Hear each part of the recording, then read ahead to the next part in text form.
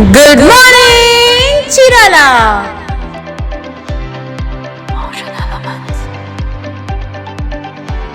నమస్తే, good morning Chirala కార్యక్రమానికి స్వాగతం. మీరు ఫస్ట్ టైం మన ఛానల్ చూసినట్లయితే షేర్ చేయండి, సబ్స్క్రైబ్ చేయండి, అదేవిధంగా లైక్ చేయండి, కామెంట్ కూడా చేయండి. చాలామంది మన కార్యక్రమం చూస్తూ తమ తమ సమస్యలకు సంబంధించినటువంటి వాటి గురించి SMS పెడతా ఉన్నారు, కామెంట్ పెడతా ఉన్నారు. మరియు ఆ కామెంట్కి కూడా మన సిబ్బంది స్పందిస్తారు, సంబంధించిన అధికారులకు కూడా తెలియజేస్తారు. అదేవిధంగా కొంతమంది కొన్ని సజెషన్స్ కూడా కామెంట్ చేస్తూ ఉన్నారు. వారందరికీ ధన్యవాదాలు. ఇదే విధంగా మీరు కామెంట్ చేస్తూ ప్లస్లు మైనస్లు రెండు చెప్పినట్లయితే ఈ కార్యక్రమం ఇంకా మంచిగా కొనసాగే అవకాశం ఉంటుంది. కాబట్టి మరి చీరాల, అదేవిధంగా పర్చూరు, అద్దంకి, సంతనూతలపాడు ప్రాంతంలో కొన్ని ఏరియాల్లో ప్రసారం అవుతున్నటువంటి మన SVC కేబుల్ ప్రసారం అయ్యేటువంటి ప్రాంతాల నుంచి ఈ వార్తలని తీసుకోవడం జరుగుతుంది. కాబట్టి ఈ విశ్లేషణ గమనించగలరు. ఇక వార్తల విశ్లేషణలోకి వెళ్తే ముందుగా ఈనాడు తీసుకుంటే, ఈనాడులో పతాక శీర్షికగా శనగకు వరుణుడి దెబ్బ అంటూ ఒక వార్తను ప్రచురించారు. ఏకదాటిగా వర్షాలతో కలుపు సమస్య తీవ్రం, సాగులో జాప్యంతో దిగుబడులపై ప్రభావం అంటూ రాసిన ఈ వార్త. ఇక వివరాల్లోకి వెళ్తే, ఇటీవల బంగాళాఖాతంలో ఏర్పడిన అల్పపీడనం వల్ల కురిసినటువంటి చెదురుమదురు వర్షాల వల్ల శనగ రైతుకి భయంకరమైనటువంటి సమస్య వచ్చినట్టుగా ఈ వార్తను ప్రచురించారు. మనకి జిల్లాలో పర్చూరు, అదేవిధంగా అద్దంకి నియోజకవర్గాల్లో విస్తారంగా ఈ శనగ పంటని వేశారు. ఈ శనగ పంటను ఇంకా వేయాల్సింది ఎక్కువ మంది అని చెప్పి అధికారులు సూచించినప్పటికీ కూడా మరి ఈ పలు రకాల సమస్యల వల్ల శనగ పంటను ఈసారి వేశారు.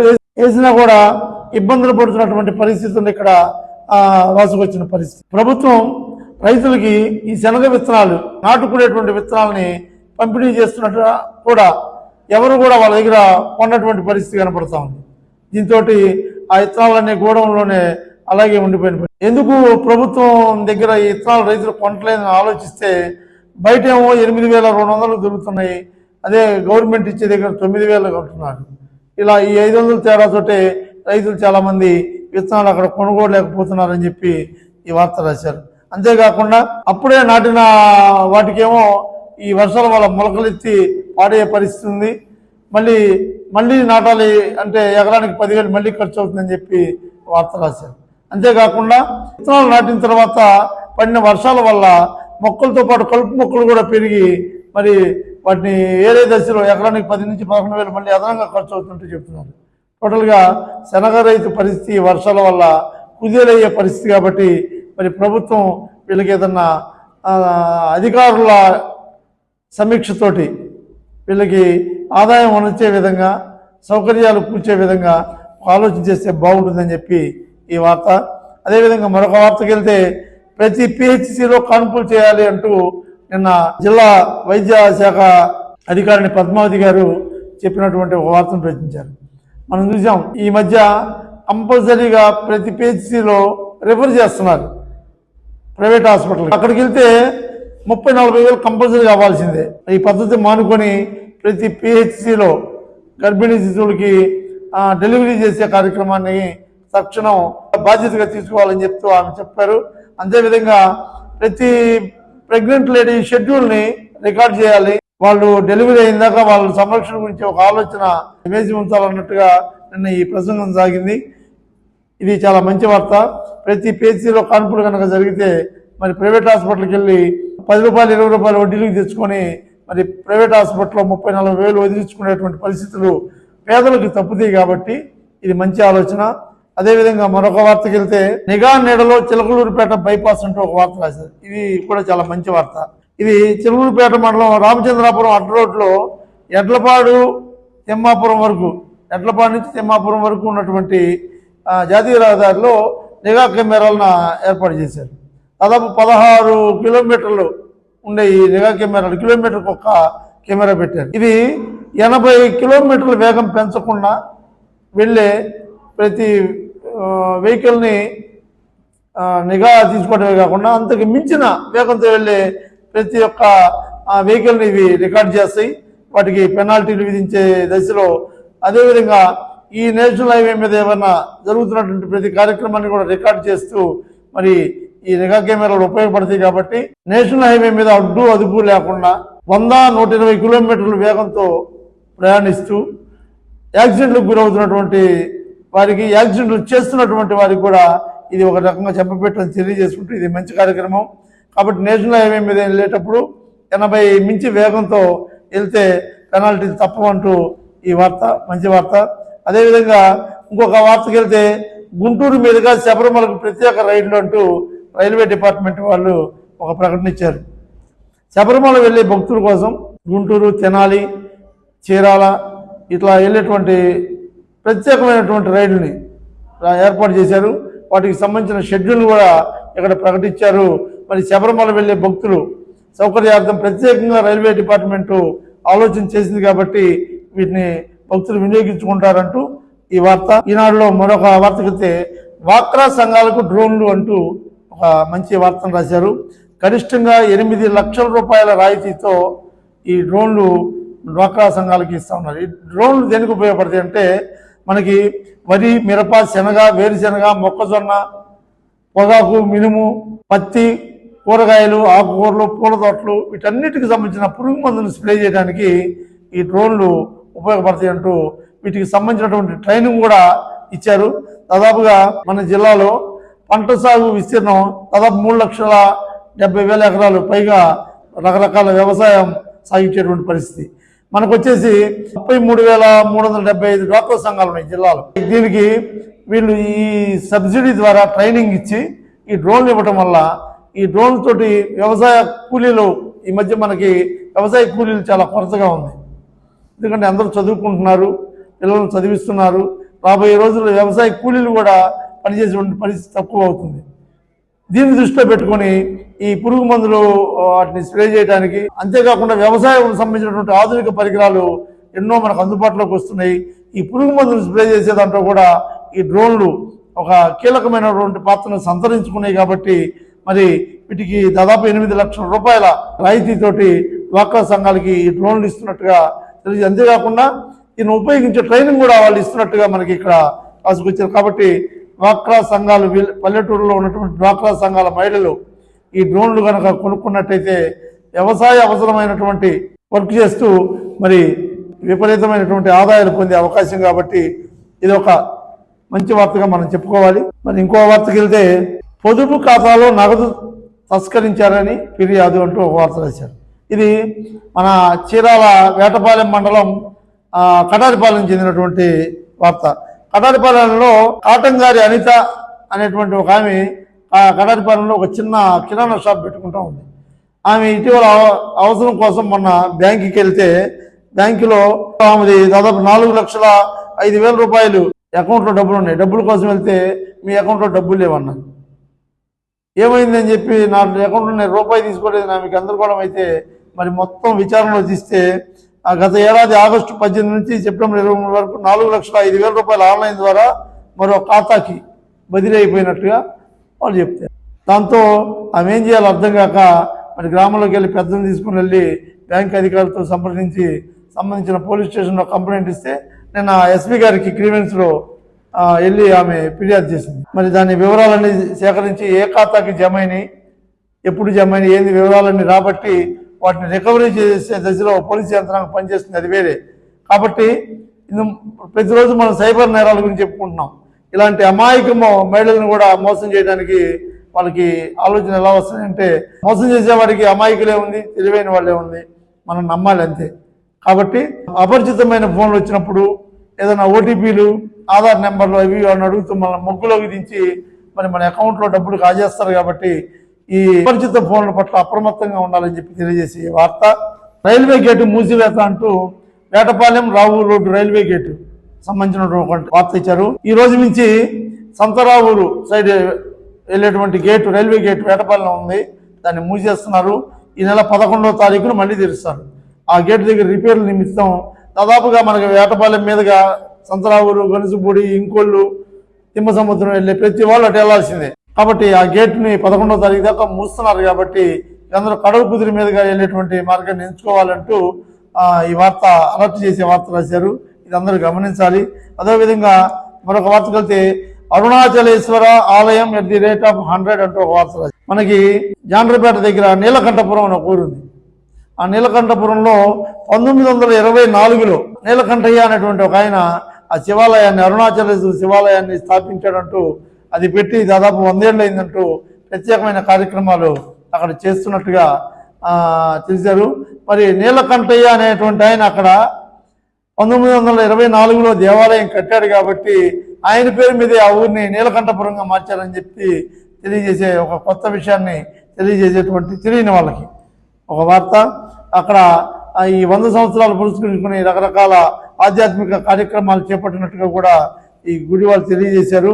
గతంలో ఇక్కడ ఒకసారి ధ్వజస్తంభం మీద 20 సంవత్సరాల క్రితం పిడుగుపడి ఎంత ఇబ్బంది పడినప్పుడు కూడా దాతలందరూ సహకరించుకొని ఈ దేవాలయాన్ని అభివృద్ధి చేశారంటూ ఈ వార్త. 100 సంవత్సరాల శివాలయం కాబట్టి ఇక్కడ 100 సంవత్సరాలు పురస్కరించుకొని చేస్తున్న ఆధ్యాత్మిక కార్యక్రమాలని అందరూ జయప్రదం చేస్తారంటూ రాసిన ఈ వార్త. ఇక ఆంధ్రజ్యోతి తీసుకుంటే అతివేగం నిర్లక్ష్యం వల్లే ఘోరాలు అంటూ ప్రధాన శీర్షికలో ఒక వార్త రాశారు. మనకి పర్చూరు ఏరియాలో ఈ వాడరేవు పిడుగురాళ్ళ రోడ్డు నిర్మాణ పనులు జరుగుతున్న నేపథ్యంలో జరుగుతున్న విపరీతమైనటువంటి ఈ యాక్సిడెంట్ల గురించి రాసుకొచ్చిన వైనం. ఎంత అలర్ట్గా ఉన్నా, ఎంత హెచ్చరికలు జారీ చేసినా ఈ యాక్సిడెంట్లు ఎందుకు జరుగుతున్నాయో అధికారులు ప్రత్యేకమైన శ్రద్ధ పెట్టాలి. మృత్యు శకటంగా మారిన టిప్పర్లు, వాడరేవు పిడుగురాళ్ల రోడ్లో తరచూ ఘటనలు, ఒకే రోజు వేరు చోట్ల ప్రమాదాలలో 4 మృతి, 3 గ్రామాల్లో విషాదం అంటూ ఈ వార్త రాశారు. నిన్న ఒకేసారి దాదాపు 4 యాక్సిడెంట్లు జరిగినాయి. చూడండి ఎంత దారుణమో. వాడరేవు పిడుగురాళ్ల రహదారి పనులు కోసం వినియోగిస్తున్నటువంటి టిప్పర్లు విపరీతంగా తిరుగుతూ ఉన్నాయి. మరి వాళ్ళు పగలనగా రాత్రులుగా పనిచేసి నిద్రమంకులు కుదురుతున్నారు ఏమో కానీ నిన్న ఒక్కరోజే తోమాటి సుబ్బయ్య నాయన్ని సైకిల్ నడిపించుకుంటూ వెళ్ళి ఆయన దొక్కేసింది ఒక టిప్పర్. అదేవిధంగా ఇది ఉప్పుడూరు వద్ద జరిగింది. అన్నంబొట్లపాలెం దగ్గర బైక్ పై వెళ్తున్నటువంటి ముగ్గురిని టిప్పర్ వెనక నుంచి గుర్తేసింది, చనిపోయారు. చూడండి ఎంత దారుణాలు. కాబట్టి ఇట్లా నిన్న ఒకే రోజు 4 చోట్ల యాక్సిడెంట్ జరిగి దాదాపుగా 4 మృతి చెందారు. కాబట్టి ఈ వార్తని ఖచ్చితంగా వార్తలాగా చూడకుండా ఇది చాలా ప్రమాదకరమైన హెచ్చరికగా దీన్ని తీసుకొని అధికారులు అలర్ట్ అవ్వాలి. అదేవిధంగా కాంట్రాక్టర్లు కూడా నామమాత్రంగా ప్రమాద హెచ్చరికలు పెట్టి ఆ టేపులు అక్కడక్కడ రేడియో స్టిక్కర్లు అటువంటి పెట్టడం కాకుండా ఇంత తీవ్రంగా యాక్సిడెంట్లు జరుగుతున్నాయి. కాబట్టి అసలు ఏం జరుగుతుంది, ఎందుకు జరుగుతుంది, తక్షణమే తగు చర్యలు చేపట్టాలని చెప్పి ఈ వార్త. అదేవిధంగా అన్నదాన కార్యక్రమంలో పాల్గొన్న జనసేన నేతలు, జనసేన పార్టీ ఆధ్వర్యంలో అన్నదానం అంటూ ఒక వార్త రాశారు. ఇది చినగంజాం మండలంలోని మోటుపల్లి గ్రామం పరిధిలో జీడిచెట్లపల్లిలో నిన్న జనసేన పార్టీ ఆధ్వర్యంలో రొక్కా సీతమ్మ అన్న క్యాంటీన్ స్ఫూర్తితో 13వ అన్నదాన కార్యక్రమాన్ని చేపట్టినట్టుగా ఇక్కడ వార్త రాశారు. మరి పవన్ కళ్యాణ్ గారు ఎలక్షన్కి ముందు చెప్పినట్టు నాయకుల పేర్లు గారు పెట్టాల్సింది, రొక్కా సీతమ్మ లాంటి మహనీయుల అన్నదాతల పేర్లు పెట్టాలంటూ ఆయన ఇచ్చిన స్ఫూర్తికి కూటమి ప్రభుత్వం వచ్చినాక అది ఇంకా అందుబాటులో రాలేదు. రొక్కా సీతమ్మ పేరుతో అన్నా క్యాంటీన్లు. మరి జనసైనికులు మాత్రం అక్కడక్కడ తమ నాయకుని పిలుపు మేరకు మరి రొక్కా సీతమ్మ పేరుతోనే అన్నదానాలు జరుగుతున్నట్టుగా తెలుస్తూ ఉంది. మరి చేసే ఈ వార్తే నిన్న జీడిచెట్లపాలెంలో మరి దాదాపుగా చాలా మందికి అన్నదానం చేసినటువంటి వార్త. అదేవిధంగా మరొక వార్తకి వెళ్తే రైతు ఫిర్యాదు అని ఒక వార్త వచ్చింది. ఎద్దనపూడి మండలంలో ఎద్దనపూడికి సంబంధించినటువంటి వార్త. శనగలు అమ్మగా కొనుగోలు చేసిన వ్యక్తి 21 లక్షల రూపాయలు ఎగ్గొట్టాడంటూ నిన్న పోలీస్ స్టేషన్లో కంప్లైంట్ ఇచ్చారు. ఎద్దనపూడి గ్రామానికి చెందిన రైతు గొట్టిపాటి వెంకట్రావు అని ఆయన శ్రీనివాస కోల్డ్ స్టోరేజ్లో ఉన్న 320 క్వింటాల శనగల్ని వెంకట్రావు అనేటువంటి ఒక బ్రోకర్కి అక్టోబర్లో చిలుకూరుపేటలో అమ్మాడు. దాదాపు 21 లక్షల రూపాయల డబ్బులు మరి ఇవ్వకుండా ఇబ్బంది పెడుతున్నాడంటూ నిన్న పోలీస్ స్టేషన్లో కంప్లైంట్ ఇచ్చారు. రైతుల్ని ఇబ్బంది పెట్టి లక్షలు ఎగ్గొడితే ఏమొస్తుంది, చివరికి జైలుకి వెళ్తుంది తప్ప. కాబట్టి అసలే అప్పుల పాలై ఉన్నారు, రైతులు ఇబ్బందుల్లో ఉన్నారు. వాళ్ళు ఏదో గిట్టుబాటు రేటు వస్తేనే గోదాంలో దాచుకొని మీకు అమ్మితే మీరు ఆ విధంగా ఎగ్గొడితే దీనికి తక్షణమే పోలీసులు న్యాయం చేయాలని చెప్పి కోరుకుంటూ ఇక ఇంకో వార్తకి వెళ్తే తల్లి కూతురు ఆత్మహత్య యత్నం అంటూ ఒక వార్త రాశారు. చీరాల పాయసంలో పురుగు మందు కలుపుకొని తాగిన వైనం, భర్త నుంచి విడాకుల నోటీసులు రావడంతో మనస్తాపం అంటూ ఒక వార్త రాశారు. ఇది చీరాల సంపత్ నగర్ కాలనీకి చెందినటువంటి ఒక ఆమెకి ప్రకాశం జిల్లా కందుకూరుకు చెందిన ఒక వ్యక్తితో మ్యారేజ్ అయింది. మరి వాళ్ళ మధ్య ఏం గొడవలు వచ్చినాయో వాళ్ళిద్దరికి ఒక పాప కూడా ఉంది. ఆమె వచ్చి వాళ్ళ అమ్మగారింటి దగ్గర ఉంటా ఉంది. అయితే నిన్న మొన్న వాళ్ళ హస్బెండ్ దగ్గర నుంచి విడాకులు కావాలంటూ నోటీస్ వచ్చిందని చెప్తున్నారు. మరి ఆ నోటీస్ చూసి మనస్తాపానికి గురై మరి ఆమె వాళ్ళ అమ్మ ఇద్దరు పురుగు మంది అయితే ఈ విషయం గమనించిన వాళ్ళ హస్బెండ్ అంటే తండ్రి ఎవరైతే ఉన్నారో ఆయన ఇద్దరిని ప్రభుత్వ హాస్పిటల్కి చేర్చాడు. కాబట్టి పురుగు మందాకి చచ్చిపోవడం పరిష్కారం కాదమ్మా, దానికి ఏదన్నా సంబంధించిన పోలీస్ స్టేషన్లోను మహిళా పోలీస్ స్టేషన్లు ఉన్నాయి, పెద్దలు ఉన్నారు, కూర్చొని మాట్లాడుకోవాలి. ఎక్కడ ఏదో ప్రతి లోపాలు ఉంటాయి, ప్రతిదానికి ఆత్మహత్య కాదు కదా మనకి. కాబట్టి అదేదో కూర్చొని పరిష్కరించుకునే దశలో పోలీసులు అలర్ట్ చేసి వాళ్ళని న్యాయం చేయాలని చెప్పి తెలియజేసుకుంటా ఉన్నాం. ఇక సాక్షి పేపర్ తీసుకుంటే అడుగుకో కొంత గజానికో గొయ్యి అంటూ పతాక శీర్షికలో ఒక వార్త రాశారు. ఇది ఎద్దనపూడి మండలం అంతర్గత రోడ్లు, విలేజ్ టు విలేజ్ ఉండే రోడ్ల వ్యవహారం. గన్నవరం మాటూరు దండుదారి వద్ద అధ్వానంగా ఉన్న రోడ్డు, గ్రానైట్ రాళ్ల టిప్పర్లతో రహదారులు ధ్వంసం, అడుగడుగునా గుంతలు, వాహనదారులకు తప్పని తెప్పలు, అవస్థలు పడుతున్న ఆయా గ్రామాల ప్రజలు, ఎంత ఉన్నా పట్టించుకొని కొత్తగా ఏర్పడ్డ కూటమి ప్రభుత్వం అంటూ ఈ వార్త రాశారు. ఈ వార్త చాలా ఇంపార్టెంట్ అయిన వార్తగా మనం చూడాలి. అంటే ఇది ఎద్దనపూడి మండలంలో పూనూరు చింతకుంటపాలెం రోడ్డు, మున్నంగవారిపాలెం జాగలమూడు రోడ్డు, అదేవిధంగా పూనూరు గన్నవరం రోడ్డు, గన్నవరం ఎద్దనపూడి మధ్య రోడ్డు, ఇవన్నీ దుర్భరంగా గుంటలపడి దారుణంగా ఉన్న ఫోటోలతో ఈ వార్త రాశారు. అయితే ఈ వార్త ఈ ప్రాంతం ఒక్కటిగానే మనం చూడకూడదు, ఆంధ్రప్రదేశ్ మొత్తం ఇలాగే ఉంది. గత ప్రభుత్వంలో రోడ్లను అశ్రద్ధ చేశారనేటువంటి ఒక గొప్ప నినాదాన్ని తీసుకొని కూటమి ప్రభుత్వాలు అన్ని పార్టీలు, పవన్ కళ్యాణ్ గారు అయితే రోడ్డుని మరమ్మతులు చేస్తూ ఒక క్యాంపెయిన్ చేశాడు. అదేవిధంగా లోకేష్ పాదయాత్ర పొడుగున ఈ రోడ్ల గురించే మాట్లాడాడు. చంద్రబాబు నాయుడు గారు మెగా క్యాంపెయిన్ చేస్తూ ప్రతి చోట రోడ్లనే పలకరించారు. ఇలాంటి ఇంత అవేర్నెస్ రోడ్ల గురించి జనాలు కల్పించిన తర్వాత కూటమి ప్రభుత్వం వచ్చి 6 నెలలైనా మరి రోడ్లకి పరిస్థితి లేదంటూ ఈ ఎత్తి చూపే ఈ వార్తని ఎంత అధికారులు ఆలోచించాలి. దాదాపుగా 14 పంచాయతీలు ఉన్న ఈ గ్రామాలను అనుసంధానం చేసే రోడ్లన్నీ అస్తవ్యస్తంగా ఉన్నాయి. వీటికి ప్రధాన కారణం ఇంకోటి ఉంది. గ్రానైట్ రాళ్లు క్వారీలు ఎక్కువ మనకి ఈ ప్రాంతంలో. గ్రానైట్ రాళ్ళని ఫ్యాక్టరీలకు తరలించే లారీలు ఎక్కువగా తిరగటం వల్ల కూడా ఈ గోతులు కుంటలు ఎక్కువ పడుతూ ఉన్నాయి. మరి ఆ వ్యాపారాలు తిరగక తప్పదు. వాటికి సంబంధించిన బలంగా ఈ రోడ్లు వేయాలి. మరి గత ప్రభుత్వం నిర్లక్ష్యం చేసింది. ఈ ప్రభుత్వం కసరత్తులు చేస్తున్న మరి ఆర్థిక పరిస్థితిని వనర్చుకొని తక్షణమే మరి ఎమ్మెల్యే గారు ఏలూరు సాంబశివరావు గారు దృష్టి పెట్టి మరి ఇలాంటి రోడ్లన్నింటినీ మరమ్మతు చేసే దశలో తక్షణమే చర్యలు తీసుకోవాలని చెప్పి చేస్తూ మరి ఈ అధ్వాన్నమైన రహదారుల ఫోటోలన్నీ చూపిస్తూ ఈ వార్త రాశారు. ఇక మరొక వార్తకి వెళ్తే దళితులను మోసం చేసిన చంద్రబాబు అంటూ ఒక వార్త రాశారు. ఇది మన ప్రకాశం జిల్లా ఉమ్మడి ప్రకాశంలో అదేవిధంగా రాష్ట్ర వ్యాప్తంగా పేరు పొందినటువంటి నీలం నాగేంద్రరావు అనేటువంటి ఒక దళిత నాయకుడు నిన్న చీరాల ఒక దళిత మహాసభ సంబంధించినటువంటి కార్యాలయంలో ప్రెస్ మీట్లో మాట్లాడుతూ ఎస్సీ వర్గీకరణ చేయడం అసాధ్య, రాష్ట్రాలకి ప్రమేయం లేదు అని చెప్తున్నా సరే ఈ ఎస్సీ వర్గీకరణకి కట్టుబడి పనిచేస్తామన్న చంద్రబాబు అంటాం చాలా హాస్యాస్పదంగాను చాలా దారుణంగా ఉందంటూ ఆయన చంద్రబాబు గవర్నమెంట్ని ప్రశ్నించే ప్రయత్నం చేశారు.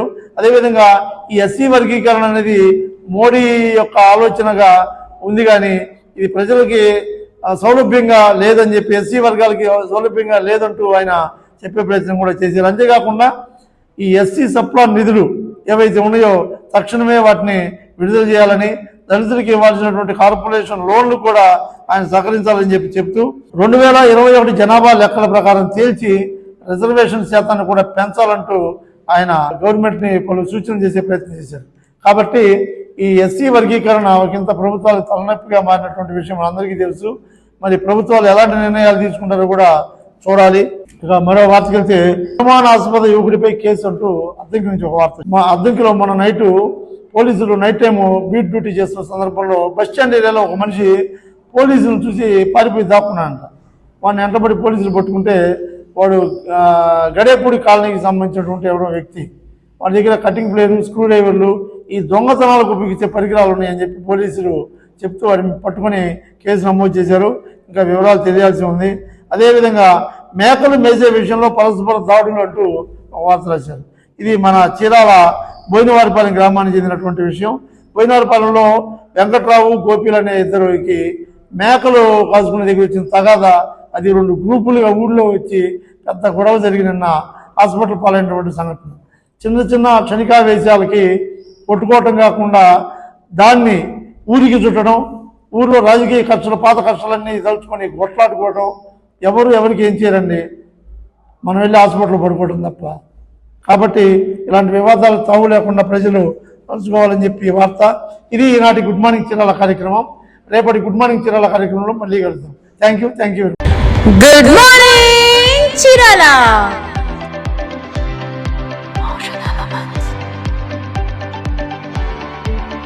గుడ్ మార్నింగ్ చీరాల, పచ్చూరు, అద్దంకి తదితర ప్రాంతాలలో ఏం జరుగుతుంది, ఏ న్యూస్ పేపర్లో ఏమి ప్రచురించారు, ఎక్కడెక్కడ ఈరోజు ఏ కార్యక్రమాలు జరుగుతున్నాయి, ఏ న్యూస్ పేపర్ దేనికి ప్రయారిటీ ఇచ్చింది, తదితర అంశాలను ప్రతిరోజు మీ దృష్టికి తీసుకొచ్చే ఏకైక కార్యక్రమం గుడ్ మార్నింగ్ చీరాల. మీ అభిమాన SVCలో ప్రతిరోజు ఉదయం 9 గంటలకు మీకోసం. Good morning Chirala.